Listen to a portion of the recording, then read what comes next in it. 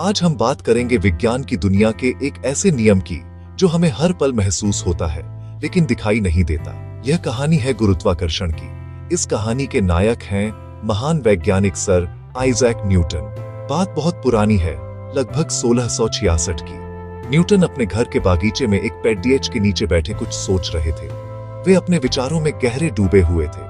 तभी अचानक एक सेब पेड़ से टूटकर सीधा नीचे जमीन पर आ गिरा।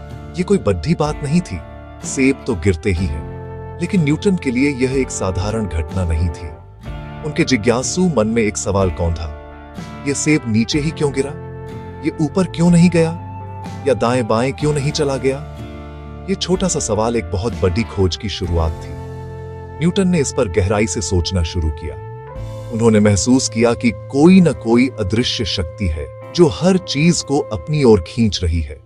यह शक्ति सिर्फ सेब को ही नहीं बल्कि हर वस्तु को पृथ्वी के केंद्र की ओर आकर्षित करती है। इसी सोच ने उन्हें गुरुत्वाकर्षण के सिद्धांत तक पहुंचाया। यह एक ऐसा पल था जिसने विज्ञान की दुनिया को हमेशा के लिए बदल दिया। न्यूटन ने हमें समझाया कि यह केवल पृथ्वी की शक्ति नहीं है बल्कि ब्रह्मांड में मौजूद हर कण, हर पिंड एक दूसरे को अपनी ओर खींचता है। यह एक सार्वभौमिक नियम है जो हर जगह हर समय लागू होता है, चाहे आप धरती पर हो या अंतरिक्ष में। न्यूटन की यह खोज सिर्फ एक सेब के गिरने तक सीमित नहीं रही। उन्होंने इस पर वर्षों तक काम किया, गणितीय समीकरण बनाए और अपने विचारों को सिद्ध किया। उन्होंने बताया कि जिस शक्ति के कारण सेब जमीन पर गिरता है, ठीक उसी शक्ति के कारण चंद्रमा पृथ्वी के चारों ओर अपनी कक्षा में घूमता रहता है। वह पृथ्वी से दूर अंतरिक्ष में कहीं खो नहीं जाता। ये सोचना ही कितना अद्भुत है कि एक छोटी सी घटना ने ब्रह्मांड के इतने बड़े रहस्य पर से पर्दा उठा दिया। यह हमें सिखाता है कि हमें अपने आसपास होने वाली साधारण घटनाओं को भी ध्यान से देखना चाहिए।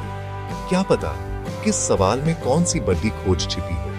इस तरह एक साधारण से दिखने वाले सवाल ने विज्ञान को एक नई दिशा दी। न्यूटन ने हमें केवल गुरुत्वाकर्षण का नियम ही नहीं दिया बल्कि उन्होंने हमें सवाल पूछने और अपने आसपास की दुनिया को समझने के लिए प्रेरित भी किया।